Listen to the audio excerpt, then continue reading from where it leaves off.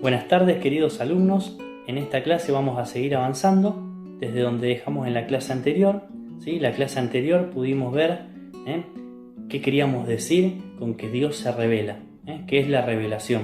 En esta clase vamos a ver aquellos criterios generales primero y unos principios que hay que tener en cuenta para hacer una correcta interpretación de las Sagradas Escrituras. En esta clase nos vamos a centrar en ese tema, ¿sí? Como cuando yo estoy frente a algún pasaje del Evangelio, del Antiguo Testamento, ¿sí? o algún capítulo, lo que sea que estamos leyendo, y me genera confusiones, o hay varias interpretaciones, o me genera duda, me genera algún malestar porque no entiendo bien lo que dice, o me resulta muy antiguo, ¿sí? Lo que sea, cualquier dificultad que pueda aparecer, hay una correcta interpretación que es la que vamos a tratar de ver. Pero antes, ¿sí? Le quería recordar que como hacemos en las clases presenciales, pero aparte porque es muy importante, ¿sí? Que lo hagamos presente a Dios en este video y que pongan pausa un ratito y puedan hacer una pequeña oración en donde puedan darle gracias por todas las cosas buenas que tienen en la vida, que le da la vida, y que también puedan conversar con Dios, con Jesús, como si fuese su amigo, que puedan tener una relación y una charla con Jesús, que recen un Padre Nuestro, una Ave María, o que también puedan rezar en familia, bueno, sería buenísimo. Y después de eso, empezamos con la clasecita.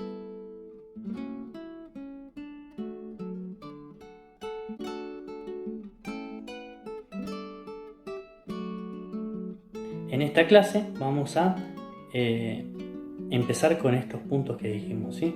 Lo primero que tenemos que recordar es que dijimos que Dios, cuando toma esta iniciativa de relacionarse con nosotros, de comunicarse con nosotros, se revela en sus obras y en palabras.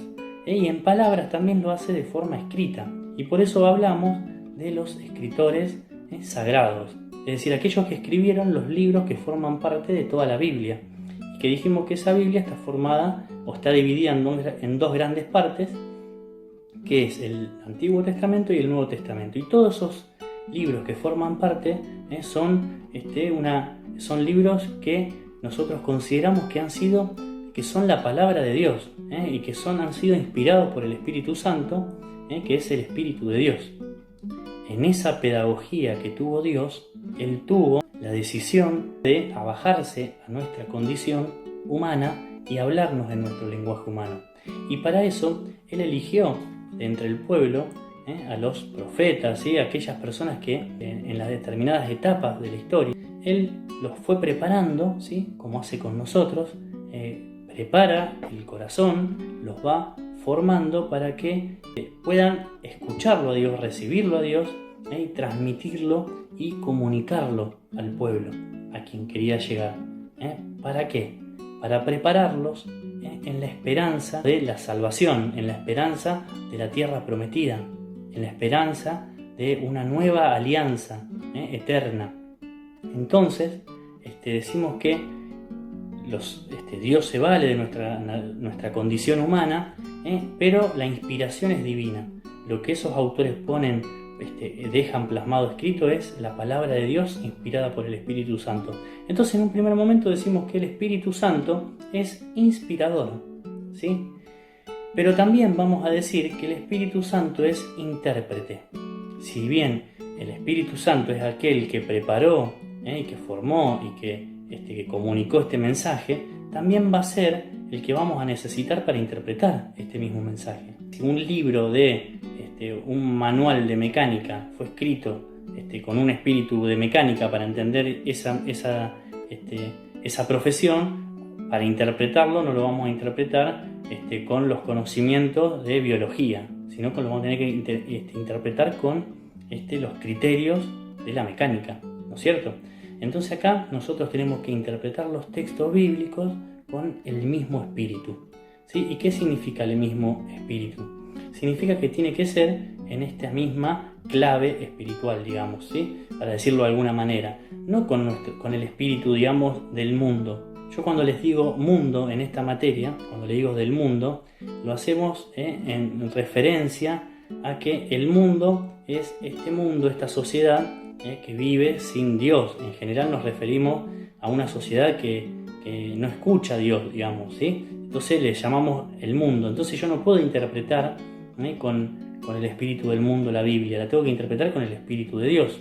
Yo no puedo interpretar un texto bíblico con mi deseo, con lo que yo quiero escuchar. Uno tiene que crecer en eso para tratar de escuchar qué es lo que Dios me quiere decir, cuál es su voluntad para mi vida. Por eso dijimos, ¿no es cierto?, cómo Dios prepara, porque nosotros tenemos que madurar en nuestra fe. La conversión de nuestra fe tiene que ver centralmente con querer escuchar qué es lo que Dios me quiere decir y no escuchar lo que yo quiero escuchar, porque muchas veces lo que yo quiero escuchar está mal. Yo les hablaba la vez pasada de mi hijita. Mi hijita siempre quiere que le diga que sí puede comer todo el chocolate, no sé, todo el dulce de leche, que sí puede agarrar la mayonesa y vaciarla arriba de un pedacito de milanesa. Bueno, ella quiere escuchar siempre lo que ella quiere, pero en realidad tiene que haber alguien que le diga lo que es mejor para ella, no lo que ella quiere. Por eso uno es más adulto, digamos. Entonces nosotros en nuestra vida de fe, en nuestra conversión tiene que ver con eso. Entonces a veces yo quiero, no sé, supongamos, uno quiere cambiar el auto y a lo mejor no es el momento oportuno, no es la mejor época, la mejor situación. Entonces uno agarra un pasaje y dice, mira, acá Dios me dice que siga para adelante con esta idea porque acá le dice a los apóstoles tal cosa. Bueno, entonces estoy interpretando como yo quiero ahí y no en el Espíritu de Dios, sino en mi propio espíritu. Y a veces también hacemos adaptaciones al mundo, ¿sí? Que eso tampoco estaría bien.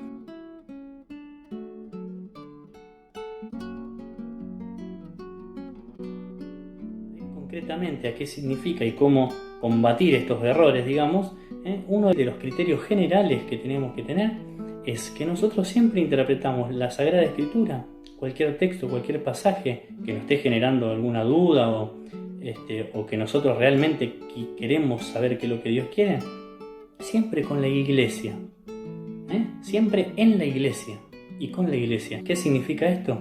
Que si bien mi relación con Dios es personal, pero también la vida de fe es comunitaria, ¿sí? No es solamente mi relación con Dios, nosotros somos parte de una iglesia y como iglesia caminamos, es decir, caminamos juntos hacia Dios.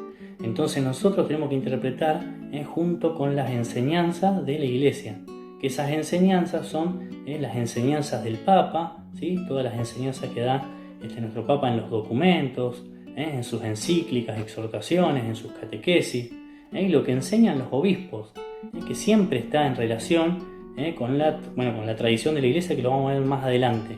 Y todas esas enseñanzas de la iglesia nos ayudan a que nosotros no hagamos interpretaciones por nuestra parte, porque si uno interpreta, es decir, las interpretaciones libres muchas veces pueden tener el problema de que uno interpreta una cosa y otro otra y otro otra, y entonces empezamos a interpretar y nos empezamos a dividir en 1000 pedazos. Entonces, como la iglesia nuestra es universal, nosotros estamos como cuidado. Esto no es para hacer por una cuestión autoritaria de la iglesia, sino que es por un cuidado de que se cuide y se conserve esa revelación de Cristo a la iglesia, que se conserve siempre, ¿no es cierto? Siempre íntegra. Entonces nosotros tenemos que recurrir siempre para que nos ayude en nuestra vida de fe a nuestra iglesia. Y a la vez también podemos recurrir a la vida de los santos, por ejemplo. Qué importante es eso. Los santos muchas veces están olvidados o no le prestamos tanta atención, o a veces se le presta atención de forma mágica, pero no vemos bien en lo profundo de su vida, en lo profundo de cómo ellos han ido haciendo carne el Evangelio, cómo han ido grabando en su propia vida, incluso en el dolor, en las dificultades de la vida, cómo ellos nos enseñan que el mensaje de Jesús, el Evangelio, es posible de vivir. Es muy importante también leer la vida de algún santo, tratar de ver algo que han dicho y rezar con eso, y también meditarlo y pensarlo, a ver qué nos dice. Antes leímos algo de San Juan de la Cruz, y podríamos decir de San Agustín, ¿no? De San Francisco. En los santos hay muchas enseñanzas. Hace poco Domingo Sabio, un chico que tenía la edad de ustedes, que él prefería no comer y daba sus raciones de comida a los compañeritos cuando estaba en el oratorio con Don Bosco. Estos santos nos enseñan cosas tan sencillas puestas en práctica en la vida. Entonces interpretar siempre con la iglesia. Y la iglesia son todas estas enseñanzas, son la vida también de nuestros santos. Que nuestros santos no nos agregan nada nuevo, no nos dicen, no nos revelan nada diferente ni nada nuevo. Lo que ellos nos agregan en todo caso es para nuestra vida, para la vida de fe. ¿Sí? Agregan que es posible vivir la fe, pero siempre señalan a Cristo, ¿sí? Siempre nos llevan a Cristo. Los santos, María, es decir, las advocaciones, las apariciones, siempre nos señalan a Cristo. Y esto es importante. Otro criterio general que tenemos que tener en cuenta es que siempre hay que interpretar en la unidad en Cristo, ¿sí? Que algo dijimos antes. Siempre nosotros, toda la Biblia, ¿sí? La tenemos que interpretar a la luz de Cristo. ¿Sí? ¿Qué significa esto? Que todo el Antiguo Testamento, todo lo que está dicho, señala a Cristo. Es decir, es la espera del Mesías. ¿Sí? Habla de qué? Del Salvador, del Mesías, del Redentor. Habla de Jesucristo. ¿Sí? Entonces, siempre el que nos ilumina cualquier confusión o algo que haya no sé, en un pasaje del Antiguo Testamento, siempre también hay que ir a la luz de Cristo, ¿sí? Para interpretarlo correctamente y para completarlo al mensaje. Porque piensen que en el Antiguo Testamento se dice, una manera de decir es que estaba cerrado todavía toda la riqueza. Es decir, se abre completamente todo el mensaje y toda la luz con Cristo. Es decir, se entiende plenamente con Cristo. Esto es importante, ¿sí? Estos son dos criterios generales que tenemos que tener en cuenta. Y después le vamos a agregar que también tenemos que tener en cuenta que la revelación tiene dos sentidos. Es decir, que la Sagrada Escritura tienen dos sentidos. El mensaje bíblico podemos encontrar un primer sentido que es el que le llamamos literal y otro que le llamamos el sentido espiritual. Cuando yo leo un texto de la Biblia, hay algo que me está contando, me cuenta una historia, me cuenta un hecho, me relata una enseñanza, utiliza ciertas palabras, ciertas figuras, es decir, todo lo literario. Hay significados de palabra que nosotros entendemos ese nivel, es decir, ese primer nivel de los significados de lo que nos está diciendo y entendemos el texto a la perfección, supongamos, ¿no? Pero también hay un mensaje espiritual, que es el mensaje que en definitiva es el más importante porque ahí está la enseñanza que concierne a nuestra salvación, la enseñanza espiritual. Es lo que Dios nos quiere decir para nuestra conversión y para nuestra vida de fe.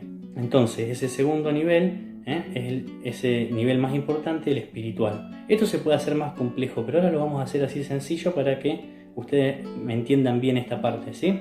Un nivel literal, de la letra, de las palabras y los significados, y un nivel espiritual. En ese primer nivel literal, lo que tenemos también que tener en cuenta es el contexto en el que escribió el autor. Ahí tenemos que prestar atención a lo literario, es decir, qué género es el que estamos leyendo. Ustedes saben que en la Biblia hay libros que son históricos, hay libros que son poéticos, tenemos los salmos, por ejemplo, que son cantos. Tenemos libros sapienciales, que son enseñanza, de sabiduría. Tenemos los libros como el de Génesis, que a veces cuando lo leemos no vemos estas figuras, como la manzana, la serpiente, el árbol del bien y del mal. Tiene un estilo, una forma de decir lo que quiere decir. Entonces, tenemos que tomar en cuenta la realidad del autor sagrado. Ese autor sagrado, como Dios nos habló en nuestro lenguaje humano, habló en el contexto histórico que estaba hablando ese autor sagrado.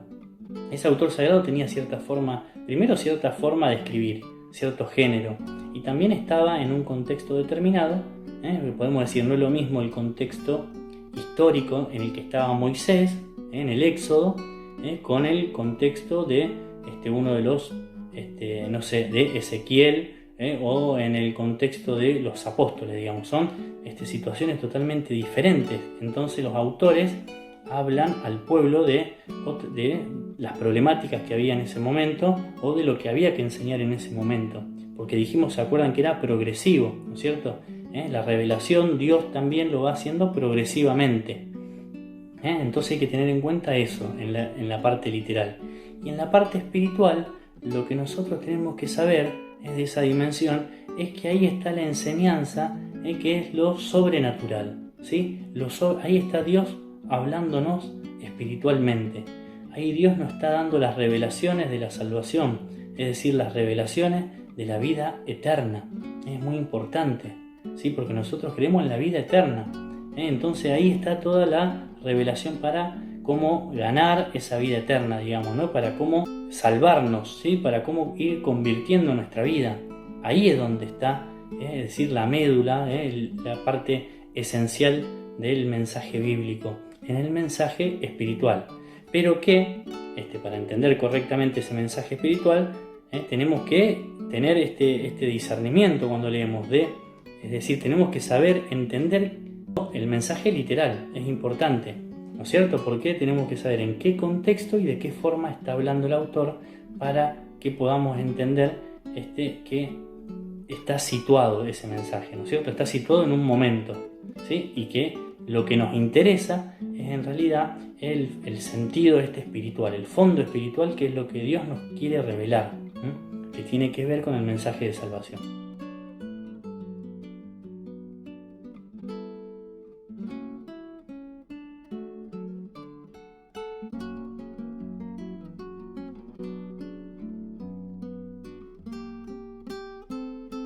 Saludos a ustedes y a su familia, y hasta la próxima.